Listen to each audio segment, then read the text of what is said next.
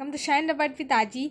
ये जो वीडियो है ये आपका क्लास 10th का जो भी न्यू बैच है उसके लिए होने वाला है। मतलब कि जो भी बच्चे 2023 में क्लास 10th में आए हैं और एग्ज़ाम देने वाले हैं तो उन बच्चों के लिए ये वीडियो है। इस वीडियो में हम लोग क्लास 10th का जो इंग्लिश का प्रोज सेक्शन है उसका chapter first a letter to God जिसको लिखा है GL फ्यूम्स ने, उसका हिंदी एक्सप्लेनेशन देखने वाले हैं। ये वीडियो बहुत इंपॉर्टेंट होने वाला है तो आप इसे एंड तक देखिएगा। तो चलिए स्टार्ट करते हैं। तो ये जो लेसन है अ लेटर टू गॉड, इसके राइटर हैं GL फ्यूम्स। तो ये जो चैप्टर है इसके बारे में पहले हम लोग कुछ ऐसे ही जान लेते हैं। तो ये जो चैप्टर है ये एक किसान होता है, इसमें जिसकी जो भगवान होते हैं उसमें कुछ ज़्यादा ही विश्वास होता है, उसी को दर्शाया गया है। इसमें एक किसान होता है जो कि बहुत ही ज़्यादा गरीब होता है, वो बहुत ही ज़्यादा मेहनती होता है और उसका नाम क्या होता है, उसका नाम होता है लेंचो। और जो है लेंचो की एक कॉर्न की फसल होती है, मतलब कि भुट्टे की एक फसल होती है जो कि बहुत ही ज़्यादा बारिश होने के कारण पूरी नष्ट हो जाती है और उसके पास पैसे वगैरह नहीं रहते हैं अपने फैमिली का सर्वाइव करने के लिए, खुद को सर्वाइव करने के लिए। इसलिए वो जो है भगवान को एक लेटर लिखता है जिसमें वो भगवान से 100 पीसेस के लिए रिक्वेस्ट करता है कि मुझे 100 पीसेस आप दे दीजिए ताकि मैं अपना मतलब कि 1 साल का गुजर बसर कर सकूँ, सर्वाइव कर सकूँ। तो इसीलिए ये जो चैप्टर है अ लेटर टू गॉड के नाम से जाना जाता है। तो चलिए अब इस चैप्टर को पढ़ना स्टार्ट करते हैं। तो यहाँ पे ये सब ऐसे ही स्टार्टिंग में कुछ दिया गया है। जो हमारा चैप्टर है उसकी स्टार्टिंग होती है यहाँ से। हम लोग का चैप्टर स्टार्ट है। The house the only one in the entire valley set on the crest of a low hill. तो द हाउस एक घर, तो क्या होता है, एक घर नीची पहाड़ी की ऊंची चोटी पर बना हुआ था जो कि संपूर्ण वैली में मतलब संपूर्ण घाटी में केवल एकमात्र था। From this height one could see the river and the field of ripe corn dotted with the flowers that always promised a good harvest। तो क्या बताया जा रहा है कि इस ऊंचाई से कोई भी नदी और फूलों से लदे हुए और पके हुए मक्के के उन खेतों को आसानी से देख सकता है जो कि एक अच्छी फसल होने का दावा करते हैं। क्रेस्ट मीन्स होता है top of the hill. Crest ये जो है मतलब कि घाटी मतलब कि सबसे ऊंची चोटी। उसके बाद आगे बढ़ते हैं हम लोग। The only thing the earth needed was a downpour और at least a shower. Downpour होता है बहुत ही तीव्र बारिश, मूसलाधार वर्षा, और अ शावर मतलब कि ऐसी बौछार वाली बारिश जो ऐसे बूंद बूंद में हल्की सी बौछार टाइप में होती है वाली। तो क्या बताया जा रहा है कि जो अर्थ है, जो धरती है, वो केवल एक चीज़ की आवश्यकता है उसे, तेज मूसलाधार बारिश की या फिर कम से कम एक बौछार की। आगे बढ़ते हैं। Throughout the morning Lancho, who knew his field intimately, had done nothing else but see the sky toward the northeast। तो क्या होता है, जो लैंचो होता है जो अपने खेतों को यहाँ पे इंटीमेटली मिस होता है, बहुत ही अच्छे तरीके से किसी चीज़ के बारे में परिचित होना या फिर बहुत अच्छी चीज़ से किसी चीज़ को जानना। तो जो लैंचो होता है जो कि अपने खेतों से बहुत ही अच्छे रूप से परिचित था, वो सुबह से कुछ नहीं कर रहा था, सिर्फ क्या कर रहा था, उत्तर पूर्व की तरफ आसमान को देख रहा था। उसके अलावा वो कुछ नहीं कर रहा था। क्यों देख रहा था? ताकि उसे वो देख रहा था कि बारिश कब आने वाली है। Now we were really going to get some water women. उसके बाद जो लेंचो होता है वो अपनी वाइफ से कहता है, यहाँ पे वुमेन से मतलब उसकी वाइफ से है। तो जो लेंचो होता है वो अपनी वाइफ से कहता है कि अब हमें वास्तव में कुछ जल मिलने जा रहा है। मतलब कि वो बादल की तरफ देख रहा होता है तो उसे ऐसा लगता है कि हाँ बरसात होने वाली है। The women who was preparing supper replied yes God willing. Supper means होता है रात्रि का भोजन। तो क्या होता है, जो उसकी वाइफ होती है लेंचो की, जो कि रात का खाना बना रही होती है, प्रिपेयर कर रही होती है, वो रिप्लाई करती है कि ईश्वर की इच्छा, God willing. The older boys were working in the field while the smaller one were playing near the house until the women call to them all come for dinner. तो क्या होता है कि जो बड़े बच्चे होते हैं, उसके लैंचो के जो बड़े लड़के थे वो खेत में काम कर रहे थे, और जबकि जो उसके छोटे बच्चे थे वो घर के समीप ही खेल रहे थे। कब तक खेल रहे थे? जब तक कि वो जो महिला थी, लैंचो की वाइफ थी, उसने उन बच्चों को आवाज़ नहीं दे दी कि आ जाओ, रात्रि का खाना बन गया है और यहाँ पे खाओ के। आगे बढ़ते हैं हम लोग। It was during the meal that just as Lencho had predicted big drop of rain began fall. तो क्या बताया जा रहा है कि भोजन के दौरान ही मतलब कि वो लोग भोजन करने लगते हैं और उसी के दौरान जैसे कि लैंचो ने प्रेडिक्ट किया था, प्रेडिक्टेड मीन्स होता है भविष्यवाणी करना या किसी चीज़ के बारे में बताना। तो जैसा कि लैंचो ने भविष्यवाणी की थी, बारिश की बड़ी बड़ी बूंदें गिरने लगी थी। आगे बढ़ते हैं। In the northeast, huge mountains of cloud could be seen approaching. तो क्या होता है, उत्तर पूर्व दिशा से विशाल पहाड़ जैसे बादल आते हुए देखे जा सकते थे. The air was fresh and sweet. जो वहाँ की हवा थी, जो हवा चल रही थी, वो बहुत ही ज़्यादा ताज़ी और मधुर थी. The man went out for no other reason than to have the pleasure of feeling the raindrops on his body.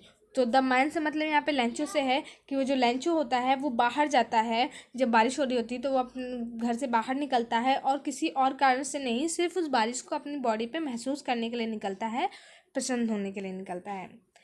And when he returned, he exclaimed, "There are not raindrops falling from the sky, they are new coins." उसके बाद क्या होता है, जब वो वापस लौटता है तो वो चिल्ला कर कहता है, बल्कि कहता है कि ये आसमान से गिरती बारिश की बूंदें नहीं हैं, ये नए सिक्के हैं. बल्कि उसे वो बारिश की बूंदें सिक्कों की तरह लग रही थी, क्योंकि वो सोचा था जब बारिश अच्छी हुई तो उसकी फसल अच्छी होगी और फसल को बेच के हम बहुत सारा रुपए कमाएंगे. इसीलिए आगे बढ़ते हैं. आई होप आपको ये समझ में आ रहा होगा. The big drops are 10 cents pieces and the little ones are fifths. तो क्या होता है, जो बड़ी बूंदें थी वो उसे 10 सेंट्स के जैसे लग रही थी और जो छोटी बारिश की बूंदें थी वो उसे 5 सेंट्स के जैसी लग रही थी. With a satisfied expression he regarded the field of ripe corn with its flowers draped in the curtain of rain. उसके बाद क्या होता है, मतलब कि सेटिस्फाइड मतलब कि संतुष्ट के भाव के साथ उसने फूलों से लदे हुए पके हुए मक्के के खेतों को बारिश की चादर में लिपटे हुए देखा. तो उसे बहुत अच्छा लग रहा था ये देख के कि जो उसके खेत थे वो बारिश से भीग चुके थे और अच्छे लग रहे थे. But suddenly a strong wind began to blow and among with the rain very large hailstone began to fall. लेकिन अचानक से क्या होता है, बहुत ही तेज़ हवा चलने लगती है, बहुत ही तेज़ हवा बहने लगी और बारिश के साथ साथ बड़े बड़े ओले गिरने लगे. स्टॉर्म आने लगा. हेल स्टॉर्म्स होता है ओले गिरना. उसके बाद आगे बढ़ते हैं. These truly did resemble new silver coins, the boys exposing themselves to the rain ran out to collect the frozen pearl. तो उसके बाद क्या होता है कि वे वास्तव में चांदी के नए सिक्के जैसे लग रहे थे, जो कि वो आसमान से जब बारिश होती कभी कभी तो पत्थर गिरते हैं, पत्थर टाइप में बर्फ़ के, तो वही जो होते हैं वही गिर रहे थे. तो वो उसे क्या बताया था कि वो सिल्वर कॉइन्स उससे लग रहे थे और जो उसके बच्चे थे वो उन्हें एकत्रित करने के लिए बल्कि बाहर निकल गए थे. वो उन्हें मोदी समझ के उन्हें सब जमा कर रहे थे. आगे बढ़ते हैं. It's really getting bad now exclaim the man. तो एक्सक्लेम द मैन मतलब कि जो वो था लेंजो था, उसने बहुत ही चिंता व्यक्त करते हुए कहा कि अब जो मौसम है वो वास्तव में ख़राब हो रहा है. I hope it pass quickly. और वो कहता है कि मैं आशा करता हूँ कि ये जल्दी ही समाप्त हो जाए, जल्दी ही चला जाए. It did not pass quickly. लेकिन जो वो मौसम था, जो वहाँ पे बरसात पड़ रही थी, वो बहुत ही जल्दी समाप्त होने वाली नहीं थी. For an hour the hail rain on the house, the garden, the hill side, the cornfield, on the whole valley.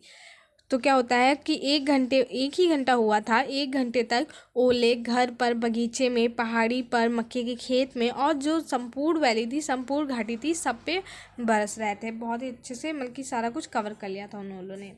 The field was white as it cover with salt. तो वो जो खेत थी वो बिल्कुल ही सफ़ेद हो गया था, जैसे कि वो नमक से ढक गया हो, ऐसा लग रहा था, इतना ज़्यादा उस पर बर्फ़ पड़ चुकी थी. Not a leaf remained on the trees. एक भी जो पत्ते थे वो पेड़ों पे नहीं रह गए थे. The corn was totally destroyed. और वो जो उसकी फसल थी कॉर्न की वो पूरी तरह से बर्बाद हो चुकी थी. The flowers were gone from the plants. और जो फूल थे वो पौधों से बिल्कुल ही अलग हो गए थे, टूट कर बिखर गए थे. Lencho soul was filled with sadness. और जो लेंचो की आत्मा थी वो अंदर से बहुत ही ज़्यादा दुख से भर चुकी थी.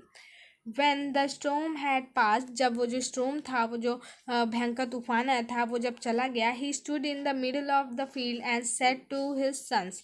उसके बाद वो अपने जो खेत के बीच में जाके खड़ा हुआ और अपने बच्चों से बोला, अपने लड़कों से बोला, a plague of cultists would have left more than this.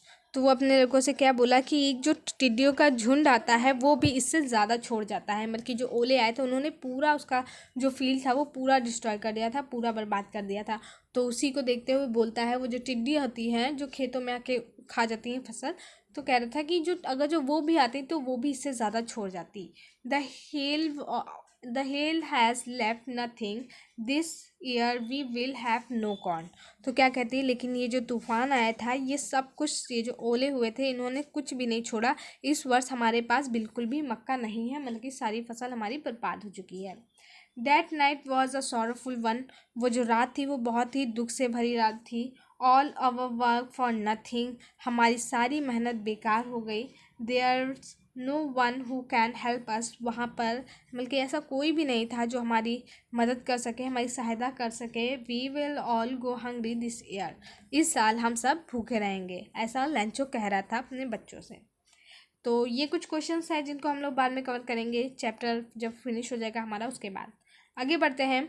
But in the heart of all who lived in that solitary house in the middle of the valley there was a single hope, help from God. तो क्या बताया गया है कि लेकिन घाटी के मध्य में बसे उस अकेले घर में रहने वाले सभी लोगों के हृदय में बस अब एक ही आशा बची थी। वो आशा क्या थी कि ईश्वर से उनको कुछ सहायता मिल जाए। Don't be so upset. तो वहाँ पे क्या कहते हैं कि यद्यपि सब कुछ मतलब कि नुकसान हो गया है, पर फिर भी आप ज़्यादा दुखी मत हुए। Even though this seems like a total loss, remember no one die for hunger. तो उन्होंने क्या कहा कि ये याद रखो कि भूख से कोई नहीं मरता है। That's what they say, no one dies of hunger. तो क्या होता है कि यही वे कहते हैं कि भूख से कोई नहीं मरता है, और ऐसा कहते हुए वो लोग एक दूसरे को। तो हम लोगों ने इस वीडियो में हम लोग ने इसका हाफ चैप्टर कवर किया है। अब आगे का जितना भी हम लोग का चैप्टर बचा हुआ है वो हम लोग नेक्स्ट वीडियो में देखेंगे। तो अगर आपको ये वीडियो अच्छी लगी है तो प्लीज़ से लाइक कर दीजिए और कमेंट में ज़रूर बताइएगा कि आपको ये समझ में आया या नहीं। तो मिलते हैं मैं नेक्स्ट वीडियो में। Thank you.